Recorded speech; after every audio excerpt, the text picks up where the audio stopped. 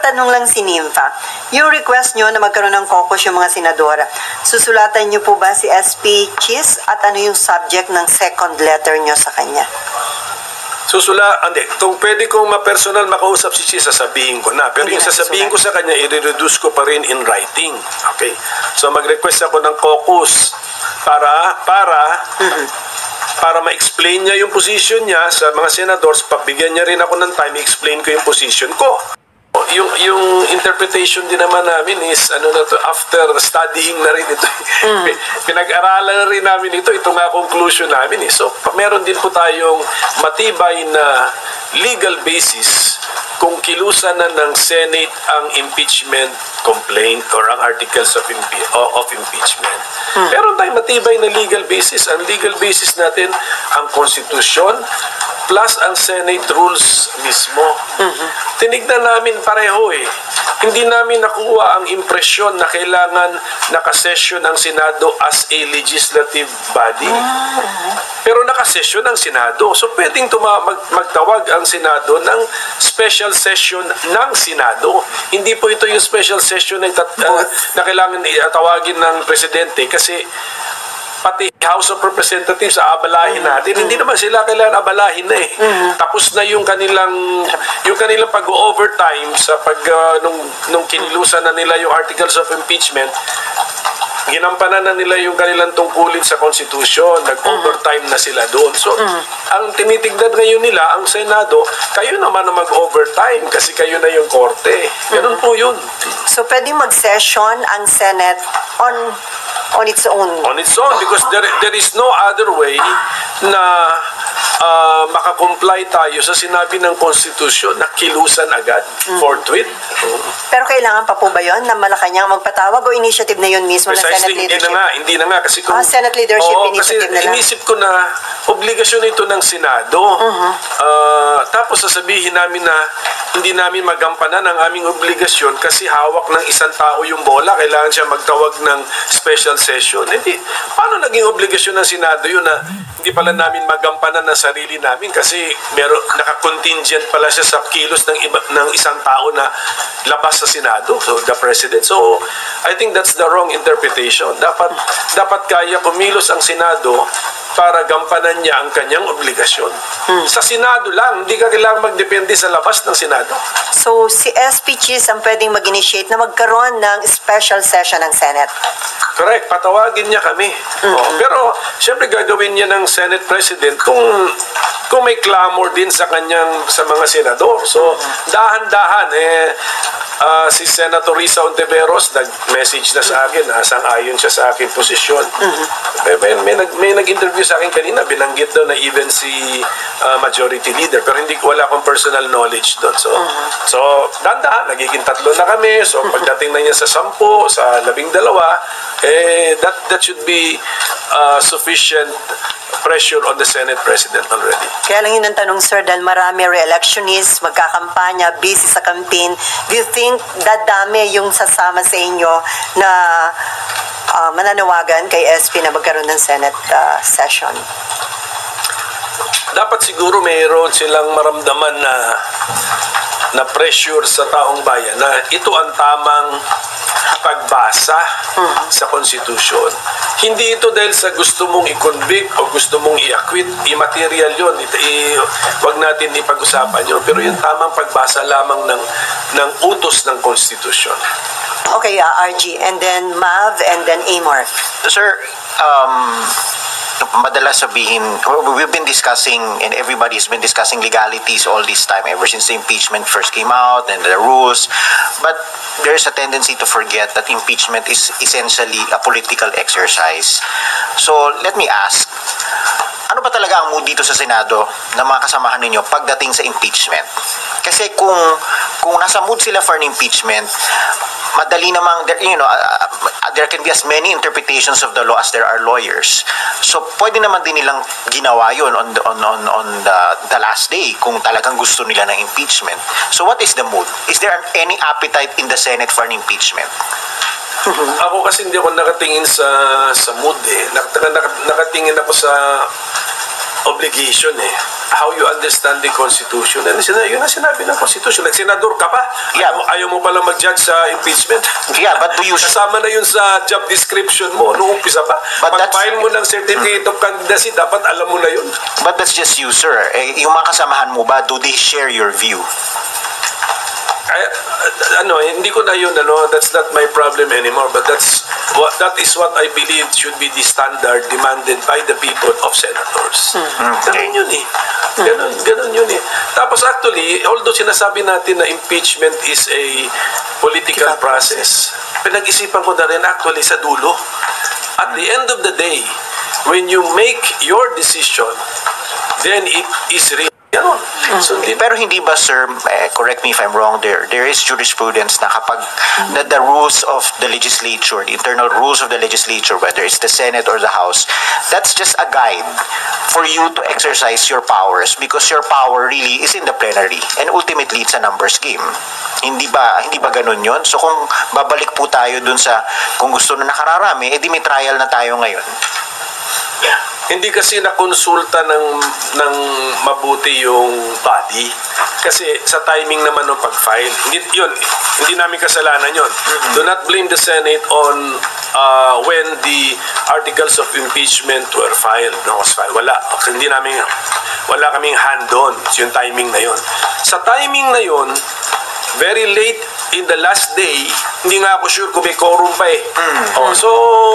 So, tama yun. So, no one is to blame na hindi siya na-actionan officially ng body. But now na nandyan dapat actionan na officially ng body. So, dapat nagkukonsulta na ang Senate President sa mga senador. At yun na nakukulangan ka, sir, yung consultation with your colleagues.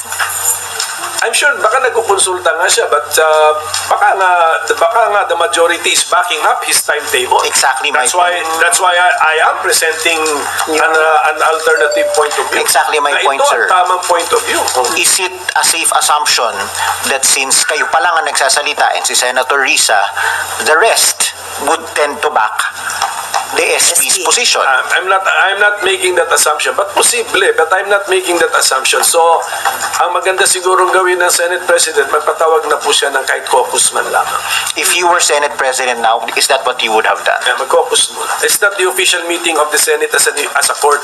But caucus muna. Dapat, kasi naghiwalay na nung last day. Even before nag-adjourn, baka nga nagampanya na yung mga re-electionists. Wala na sila rito sa building. Sir, since pinupush niyo po yung idea na to, so do you have any proposed timetable? Paano hahatiin ng mga senador yung trial at yung kampanya? Kasi isang tabi ang kampanya. Under the Priority ang impeachment. Isn't that a very big ask of your colleagues? It's part of the job description.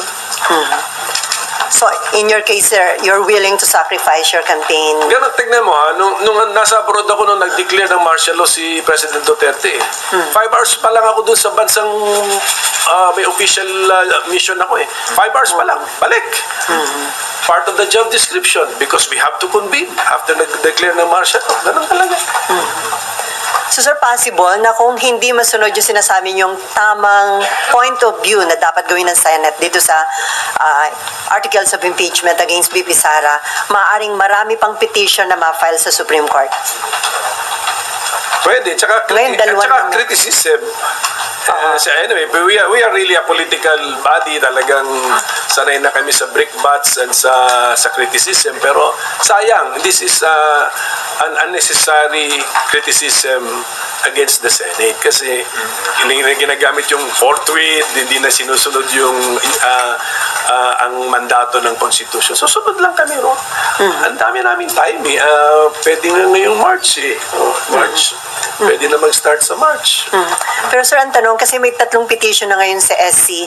Isa for the immediate na pag-convene ng Senate as impeachment court. Yung dalawa, nananawagang i-TRO pigilan itong impeachment trial kay VP Sara. Ang tanong, meron bang jurisdiction ang Korte Suprema sa ganitong impeachment issue? Kasi sabi ni dating Senate President Franklin Drilon, parang hindi pwedeng i-touch na Supreme Court yung ganitong... Tayo natin yung ng decision ng Supreme Court. Pero meron pa kasing political question. Open pa rin yung concept ng political question. Although lumiit daw yun under the 1987 Constitution, nandun pa rin. So baka itong sitwasyon na to ay bagsak doon or pasok doon sa political question. Okay, ma'am. Ay, meron ka pa, RG? Sir, sinasabi po ninyo na pwedeng yung Senado magpatawag ng session by itself. Paano po yung magiging process nun, sir? How would it go about? Mag-convene kami. Tapos House, mga members of Congress, magre-report dun sa Batasang Pambansa. To do what? Iyang kinoconvene lang natin is the Senate to be an impeachment court. Therefore, ang aking logical conclusion, pwedeng gawin ng Senado yan na mag-isa. Hindi kailangan mag-convene din ng House at hindi kailangan ang presidente pa ang magpatawag. Presidente ng Senado plus majority, of course, ang magpatawag. Sir, yung mga ganitong usapin po ba, makikita siya sa current impeachment rules ng Senate? Or this is kakaibang pangyayari po talaga? Ang makikita mo sa current impeachment rules ng Senate, itong hawak ko, resolution number 39, ay kung basahin mo yan, you do not get the impression that the Senate must be in session as a legislative body. Kung tutuusin, ano rule yun? May in-examine na namin ito. May rule 11 pa nga rito. Of under 19 Congress? Ito yun. The latest? Ito yung, ano to? Rules of impeachment. Sir, Ito ay yung dati ng rules of impeachment na ginamit na pwede pang gamitin. sir, impression, but is it categorically stated Na? na kailangan naka legislative session or hindi? Hindi nga. Kasi kung categorically... So it's just an interpretation, Hindi, sir. kung categorically stated na we must be in session as a legislative body, surrender ako. Hindi nga eh. Anong nakalagay, sir, specific? Wala, ito nga eh. Tignan mo ito, na rule. Yeah, but you can also interpret it the other way. Na since wala nakalagay, it's really at the discretion of the lead of the majority. Precisely, but if you look at this constitution, ganun din eh. There is no requirement that you must be in legislative session. Sure, Kaya sir. tatanong, kung ganun ang posisyon ng majority, tinatanong ko sila, saan nyo nakuha yan? Yung impression na yan. But the same question can also be asked of you. Saan yung kinuha yun? Kasi that's also just one interpretation. Precisely, ang kinuha ko yun sa obligasyon namin to the trial should forthwith proceed. So nothing is categorical. Either side, nothing is categorical. That's why we have this debate. Kaya kinukonvince nga natin yung ating mga kasama rito sa Senado, including the Senate President, na logical yung ating position. Logical, may legal basis. Tingnan na lang natin itong Rule 10, dito Rule 11, Rule 10.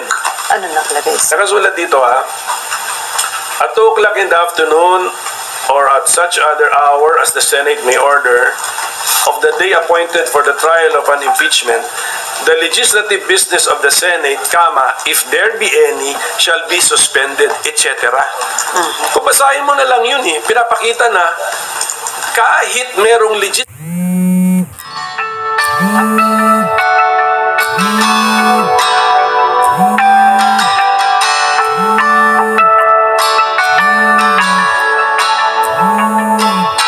business, priority si impeachment. Kasi suspend mo ang legislative business mo Itigil kung mo. meron. So, Priority kung talaga. meron. So, ibig sabihin nun, pwedeng wala. Sa rules nyo yan. Correct. In the rules. So, pwedeng wala. And then, kahit nga meron, isuspend mo But, yeah, kaya nga, kung your rules can always be suspended with unanimous consent or majority numbers of the Senate. Right? The rules of the impeachment rules. Yeah. Oh, Or iba any to, rule iba of the- to, iba na to. Or any Impeachment internal rule rules. of the Senate. If the majority so decides, you can always suspend it, set it aside, even amend it. Amended, yeah. Pero, as long as hindi pa amended, ano sundin Yan namin? yung exist. Yung imagine na, mag-imagine kami na as if amended. Dito muna tayo sa wording of the existing, di ba? Kung how it is written, dito tayo. So all of this taken into consideration, ayaw nila gawin yan ng majority. So ibig sabihin, it stands to reason, ayaw nila ng impeachment. Hindi ko pa masabing ayaw ng majority. Kasi Yeah, but how else do you explain why they do not share your view? baka yung attention nila nga nasa iba. That's where we're now focusing on this matter. So, and then so that the Senate President can focus every senator's attention on this matter, magpatawag na siya ng caucus. Sir, do you intend to talk to SP about that? Yeah. Kakusapin niyo si SP? Sabi ko si SP, sulatan ko pa siya. Sulatan niyo ulit? Oo, sulatan ko ulit para siguradong in writing. Okay, ma'am. Follow Sir, up. isa lang po. Ng 11. Sige, yes. Apo. Sir, sabi lang po kasi ni SP na baka better na wag muna tayo mag-start kasi ang dami pang question sa SC. Baka mamaya raw po, nagsimula na kayo and then ma-invalidate yung mga gagawin ninyo dahil mag-desisyon on the contrary yung SC sa mga petitions po. Kaya masyado nang maingat yun. That's too cautious an approach. Maganda rin may cautious siya pero not too cautious na pagbasa mo ng Constitution and trial in the Senate shall forthwith proceed. Sabi. Yan ang sabi. So, you do not be too cautious na hindi mo sabihin, huwag na ingat tayo rito kasi baka ma-question tayo, huwag muna tayo mag-trial. Huwag muna sa July na natin i-trial. Sirang-sira ang meaning ng forthwith eh. Pero sir, may nangyari na ba in the past na... Meron pa pala itong Rule 11 namin sa existing. Sir, kuha lang ng reaction niyo po. Thank you. Yung kaso namin sa COMELEC was about the leadership of the party.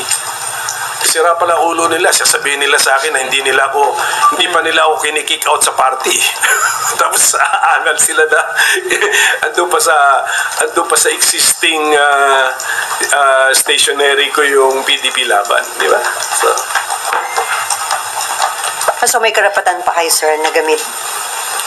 Well, under dispute pa yung Sa Supreme Court? Yung decisions ng COMELEC na sila Kusi naman ang nagwagi, under dispute pa sa Supreme Court. So malay natin, marireverse pa yan. But then at the same time, si Kusi mismo sinasabihan ako na hindi naman daw nila ako in-expel sa partido nila. Ayoko lang makasama sila, pero hindi nila ako in-expel. So bakit aangal ngayon sila kung gamit ko pa ang PDP laban na partido ko namang tunay yan, partido ng father ko, at ako nagbumuhay niyan hanggang sa time ng kaso ng COMELEC. Sir, sinabi rin po nila na refrain from misusing the name PDP Laban and misleading daw the Filipino people about your current party affiliation kasi daw po nag-transfer na kayo sa Nationalista. Well, yung Nationalista certificate of nomination ko, that was with the National Assembly kasi kami ng PDP laban ko eh. Yung wing ko, yung faction ko pa, yung originals. Nag-National Assembly kami and they gave me permission as well as si Senator Manny Pacquiao na for purposes of the May 2025 elections, we can use another party's CONA. So lahat po yan anticipated na namin yan, lahat po yan na-covered na po namin. So we are still with PDP Laban. In case we win the case sa Supreme Court, we are ready to assume leadership, legally speaking, of our own party.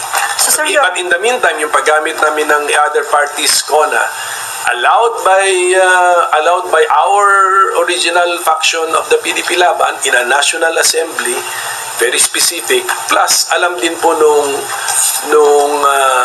hosting party, alam po. So, sir, you are running under what party? Ngayon, Nationalista Party. NP. NP.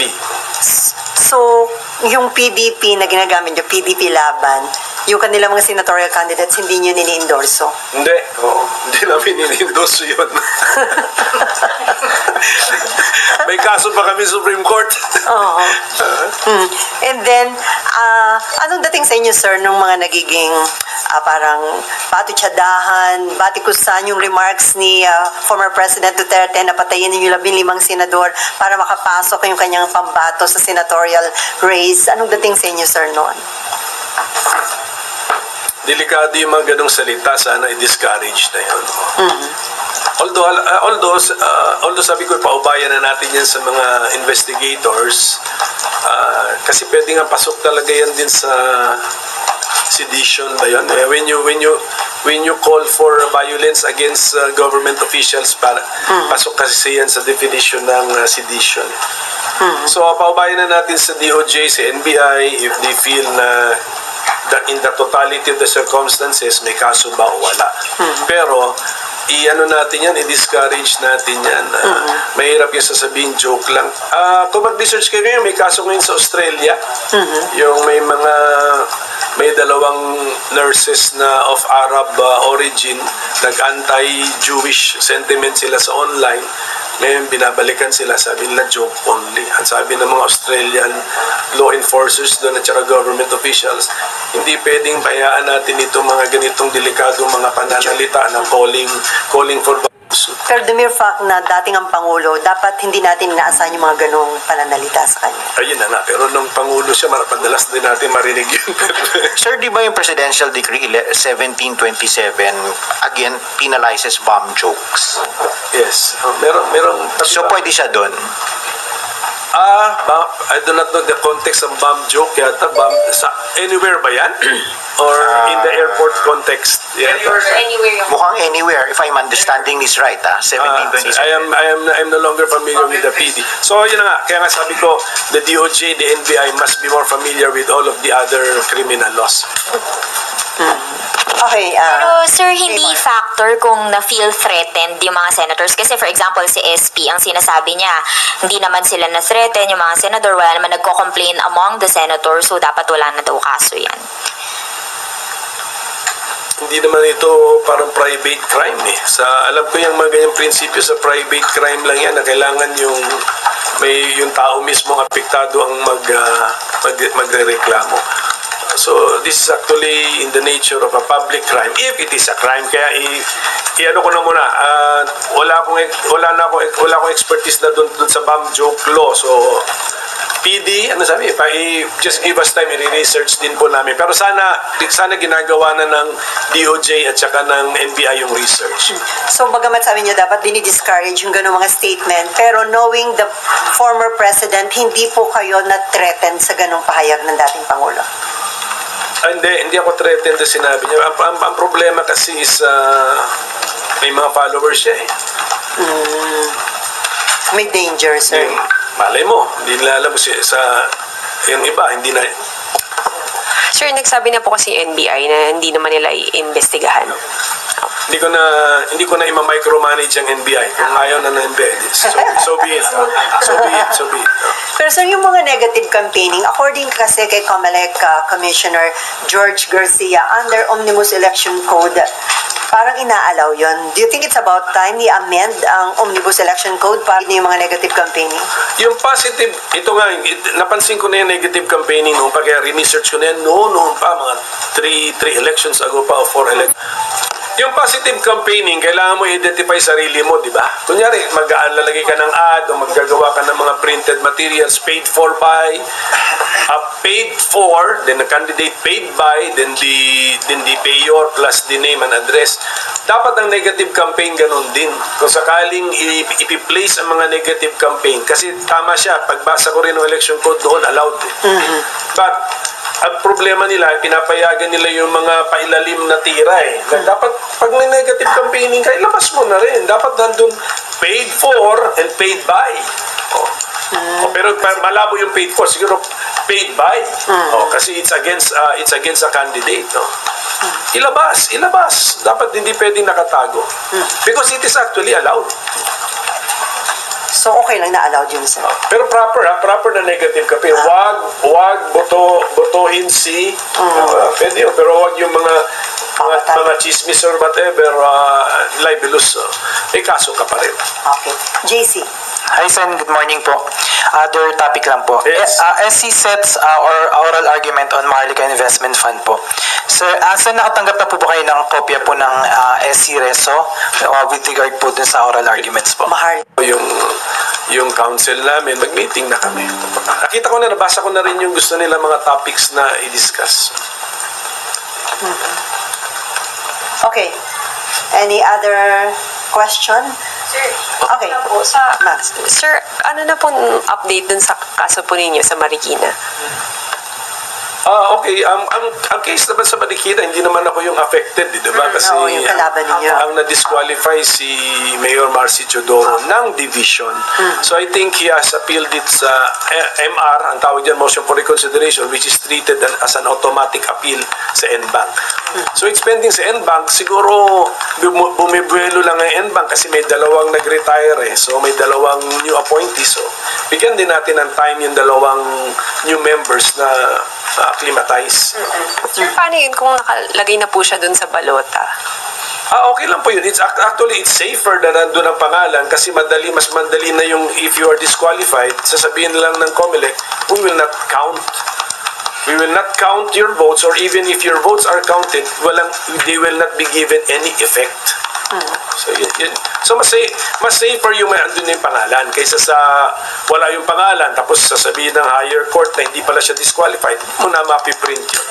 So that's the more cautious way of doing things, na i-print mo muna lahat ng pangalan tapos may time naman sa dulo pa, kahit ano yung resulta, you can say na walang effect yung boto nung disqualified. Pero sir, the mere fact na incumbent mayor po itong kalaban ninyo, mabigat po bang kalaban kapag nakaupo yung kalaban sa... Undefeated ito eh. Undefeated. Mabigat. He is an undefeated politician in Marikina. Pero hindi yun ang issue. Ang issue rito is in running as a member of the House of Representatives, hawak pa ba niya lahat ng qualifications? Kasi he did something, he moved to another district. Yun eh. He moved this registration to another district. Yun. So pagbalik, na-violate na yung 1-year residency requirement. So anong plano nyo? Paano nyo dadalhin sir yung kampanya nyo considering na ang kalaban nyo nakaupong mayor ng Marikina? The traditional way lang of campaigning, winning the hearts and minds of the people.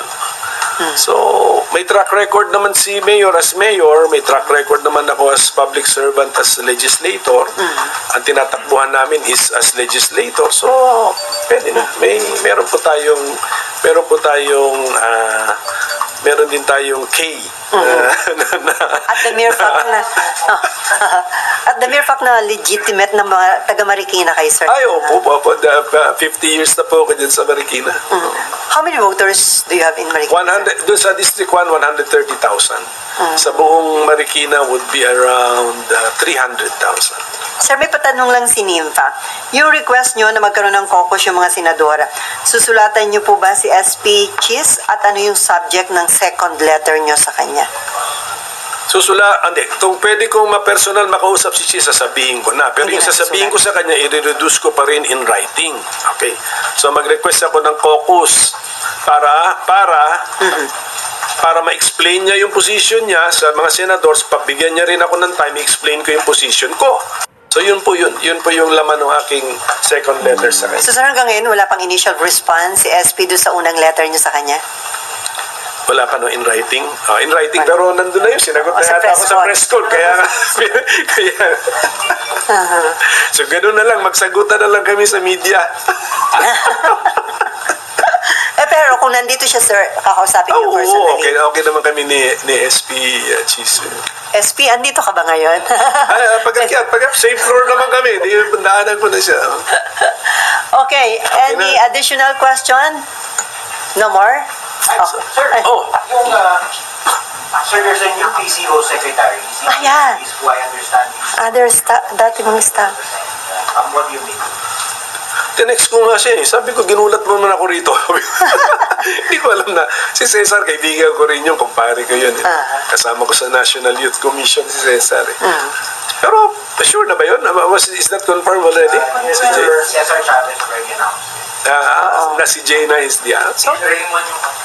Knowing Jay bilang dating staff, is he qualified for that position? Yes, of course. Kilala nyo rin si Jay, di ba? You know him, and then he worked with the giant media company, and he's also Ilocano. Di ba? So you think that was a factor?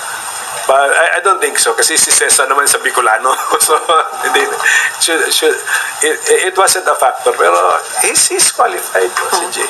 Sir, may implication ba yun? Yung madalas na pagpapalit ng PCO? Parang may problema ba? May Baka mahirap i-manage ang opisinang yan. Hindi ko alam eh. Wala akong personal knowledge sa politics ng mga ng media eh. So baka mahirap patakbuhin yung opisina na yan. Kasi actually ang PCO kasi parang pinagsasamang iba-ibang, di ba napansin natin sa budget process yan eh. Iba-ibang mga opisina pilit na pinagsasama sa isang departamento. So I hope si Jay can do it with his pleasing personality. I-PR niya lahat yan, patsagaan niya lahat yan. So hintayin na lang natin. We wish him all the best. No? And then the new, DOTR Secretary, sir. Sa tingin nyo madali makakalusot yun sa CA? Sa Si tingin ko. dating staff din ng mga dating staff. Alan nila naman yan. Yeah, so basta alam ni Vince yung pinapasok niya. I mean, ganun din yan. Parang same nature like a PCO yan kasi iba-ibang air, rail, land, water, transportation, sea, iba-iba rin. So, iba-ibang disciplines. So, we wish the new members of the President's Cabinet, we wish them all the best. Kasi isang bansa lang naman tayo. So, we want our government to succeed because our country will also benefit and our people. So. Ay, sir, starting today, in-implement na yung National Food Emergency ba yun? Disposal, the movement of those nakastock.